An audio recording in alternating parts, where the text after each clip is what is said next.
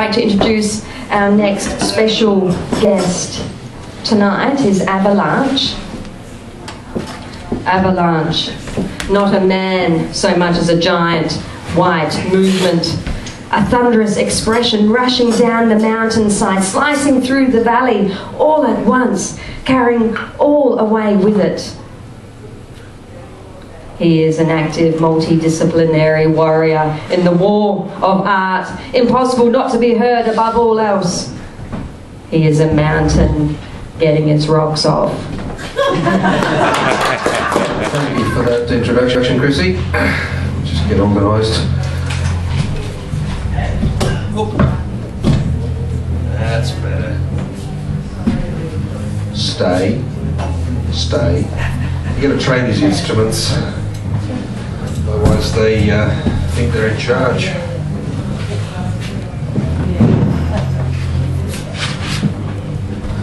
Got a couple of different things tonight. Got a couple of one or two poems, and I think I might indulge and read a bit of a story a little bit later on. This was a very difficult poem for me to write. My mother passed away about 4 months ago, and this is all about her. And it's called Tame Siberian Tigers. My mother could tame Siberian tigers and really make them earn their stripes. She'd teach penguin choirs to sing colour harmonies.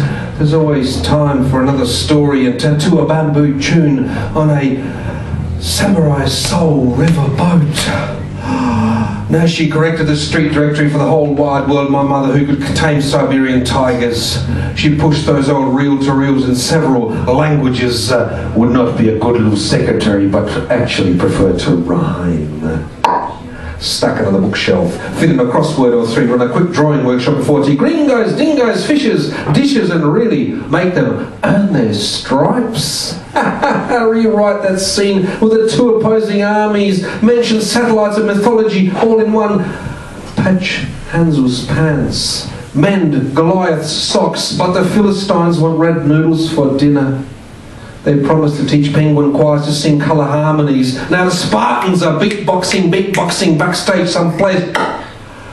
And Noah, and Jonah rather, is playing solitaire, no sign of Hamlet. There's more petals for Esther, rocks for David, and that whale's picketing the Japanese brewery. There was always room for another story. The one about the very last grandmother on earth. Or how there was a bunyip living in our bathtub. Now she has a bus ticket for the moon, one way only. I hope she sends my regards to Hans Christian Andersen, and I'll tattoo a bamboo tune on a samurai soul river boat. For now it's been raining here, but the trees are all flowering, they swim in the wind, and there's petals everywhere just like my mother, who could tame Siberian tigers.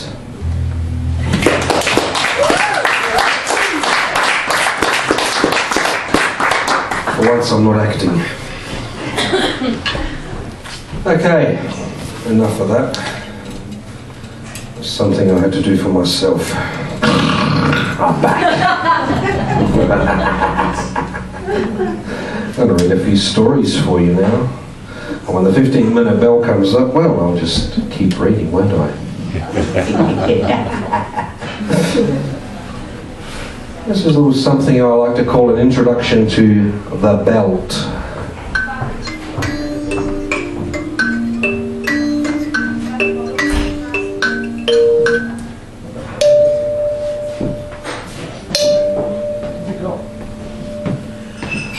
Once you leave the old earth behind and travel away from the soul, Mars will appear on your front screen like an orange out of its basket, and then, before you reach Jupiter, the first of the outer planets, you come across the belt.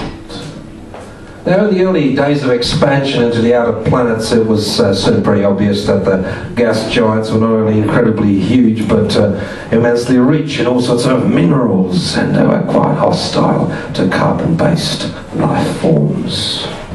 There was simply nowhere to land on the outer planets, and any craft that tried was soon lost in the maelstroms that raged on their surfaces. But the temptation, the temptation was there, for it was true that it rained diamonds on Neptune. The various Jovian moons were a richly varied selection of worlds, ranging from actively volcanic to total solid rock, and everything in between. A base on any one of them required an impossible degree of logistical expertise, never mind political implications. As various corporations wrangled and squabbled over the mining rights and technology required to actually hand it all back. Several generations of space-travelling generations had passed. These were the truly independent operators. Increasing members of them never actually set foot on the old Earth. The earliest bases on Mars. It became obvious that terraforming was a pipe dream and the red planet would remain red. The inner planets were another story again. Won't talk about that today. Our closest staging post was the satellite belt, held by the ancient city, the remnants of a long-lost world. Now, Bernoulli aside, he was a mathematician, there was a convenient area for bases and supply depots to be set up. Nobody owned these variously shaped chunks of rock, and they made for great frontier playground to the aforementioned spaces. The ancient Earthies had worked out that there was supposed to have been a planet hereabouts, according to the rules of proportion, but this area always had its own laws.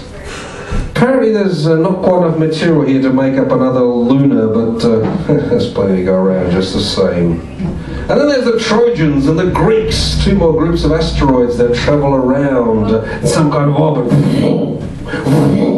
Some years closer, some years further out, around Jupiter and back again. And the various Jovian moons are a richly varied selection of worlds, ranging from actively volcanic to total solid rock. Everything in between. Based on one of them would require an impossible degree of logistical expertise, never mind political implication, and these moons are just out of reach at this point. A tantalizing reminder of what could be. Now, there are four main bases in the asteroid belt proper: Ceres, Vesta, Pallas and Hygeia. Ceres is the largest. It's about the only thing out there to have its own water supply, something resembling an atmosphere, and takes about 4 old Earth years to complete its orbit.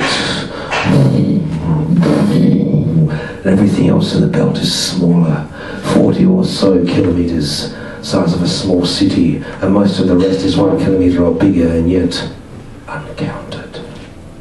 The main source of interest in the belt is originally the promise of mineral riches, olevium, opal, maybe other rarities, but as time went on it became a refuge, not only those on the run from the law, but a vast arena for adventurers. After all, where else could you disappear completely and utterly, yet retain control of your own life? Let's look now at some of those particular bars that have become well known in their times. The Ladle was one such famous watering hole on Hygeia.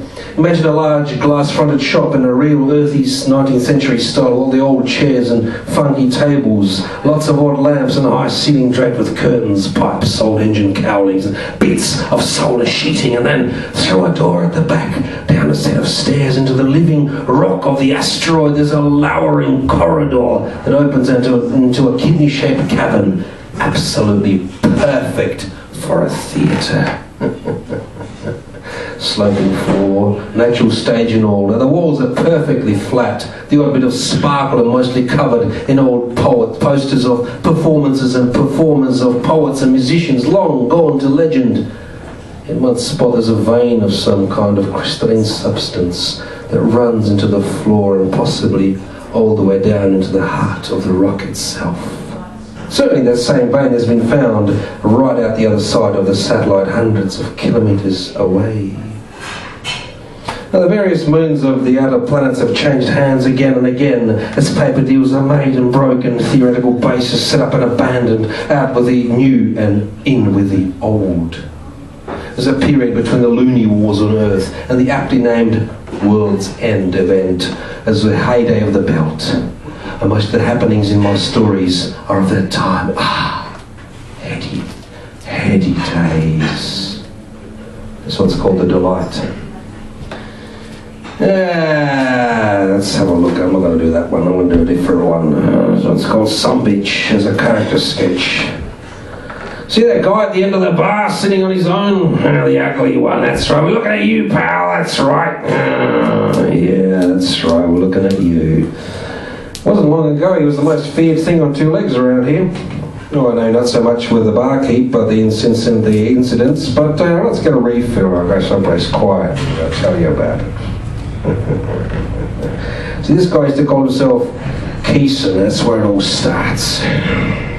Keeson was one of those guys who wouldn't leave things be and always had to open his trap and make a fuss and seemed to like to make trouble. Was always in a shitty mood, ready for a rumble or something. He made a big thing of his own experiences, his claims of being involved in lots of the projects on the inner planets. It became obvious this was a patently untrue. He changed tactics, like the other delusionals before him. But I digress. Time for a refill, yes. We like to play practical jokes on folks too, like fiddle with their air hoses or swap the boots around so you wind up with a pair that's too small or two left feet. And as you can well imagine, this did not endear him to too many around the Kuiper belt. It's a bad place the best of times, never mind with dodgy equipment. So he got told to knock off with the dumb fuck jokes, and when he had lost one of the freighters of Miranda, he found it harder to get work after that since his reputation was pretty well shot. So he hung around the various bars, causing all kinds of bother, usually trying to pick fights, and when that wore off, he used to find someone inoffensive and run them ragged. Most folk around here eventually show you their teeth and then their blaster. There's always some that don't. Well, Keeson wound up picking on, well, there's a barkeep here. Hey, how's it going, Rav? Hey, dude, another round? Yeah, cool. His name's Ravioli.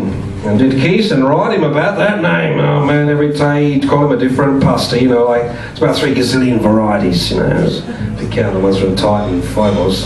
Hey, Facatini, what do you do today? He'd yell across the bar, like a nitwit. Hey, Fusilli, what do you do? How's your mama? He'd yell another time.